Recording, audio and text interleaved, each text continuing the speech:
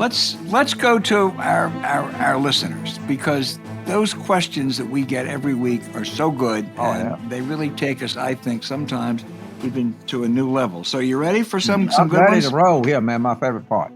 I'm going to start at home this week. We've been kind of favoring people across either the Pacific or the Atlantic pond, but let's start with David in Lynn, Massachusetts, who says, why are so many people concerned about Trump's influence after Biden gets inaugurated? It seemed to me he's gone and essentially banned from his social media platforms, and he may as well be screaming from the bottom of a well. David, he has, he has been cut off at the pass a lot of places, but you saw his influence when 45 Republican senators said that they couldn't, that this was unconstitutional. I mean, the people back home, at least 70% of the rank and file are fanatical about this guy. And, your point is well taken, but by the way, I'm not sure there's anything can be done about it.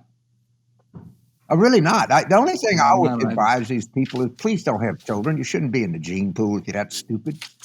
But I guess there's nothing I can do about that either. But I mean, if you do as I do, and we'll get to later in the show, when you look at right-wing media, if anything, it's gotten worse.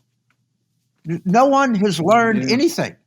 They basically had a insurrection where they were going to try to kill the vice president, who is, by everybody's estimation, the Speaker of the House, dying-the-wool Republican. They don't give a shit. They don't give a shit. No, I agree. I don't see much change.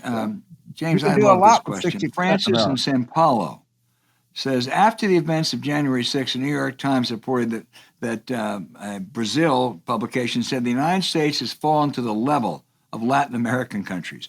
What actions would you advise Biden to pursue to restore Latin American confidence in America as a standard bearer of democracy? God, I love that question. I would say, hey, I think Joe Biden is well on his way to doing it. I think under Donald Trump, we did fall to the level of his pal in Brazil. I think that's over. And I think we're going to have lots of problems, lots of challenges. We talked about some of them all already. But as far as being a beacon of democracy and a place that people can look to in the world, I think Joe Biden has already in 1 week done a lot to restore that, and more will happen. So Sao Paulo. So I've been to Sao Paulo many times. And first of all, they're like more Japanese in Sao Paulo. I might be slightly wrong, but not by much. In Sao Paulo than any city outside of Japan. There are more Lebanese in Sao Paulo than any. I mean, it is a huge place. And this is in the 90s and the earlier part of this century.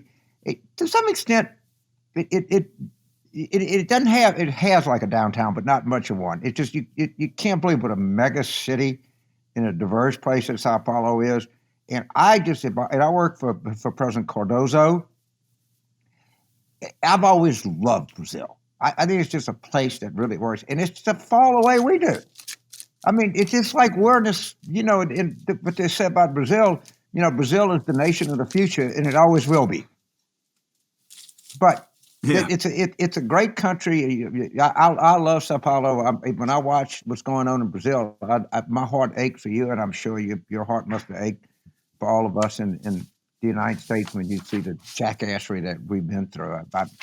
Look, well, good, and we're going to make Francis proud. James, you will love. We're going to stay abroad, Sydney, Australia. You're going to like this one. Stuart asked really the reverse of that. He said, "Do Americans really truly understand the relief that all of us outside the United States feel now that Trump is gone? And is there appreciation for the deep-seated stress of the Trump years that have been outside the United States?" As an aside, let me say, I'm sure there was a lot of stress. Let me tell you, there was more than a little bit inside. And then his second question is directed right to you. It's a tough one, but was Bill Clinton the best ever? Well, I would say this. If you judge the metrics of the United States on January the 20th, 1993, and January the 20th, 2001, kind of hard to argue otherwise, all right? You can argue causation or correlation, or they had this, they didn't have this.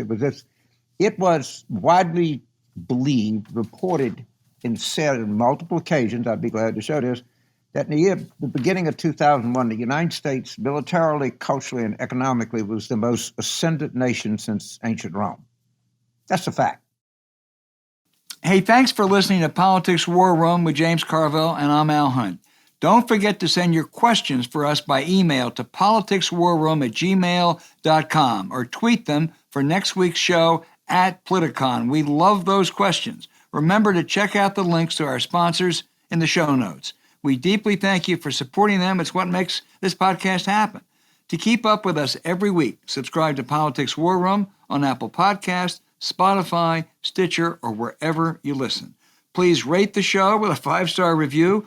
We'll be back next week with another show in week 2 of the Biden administration as we continue our war room planning for 2021.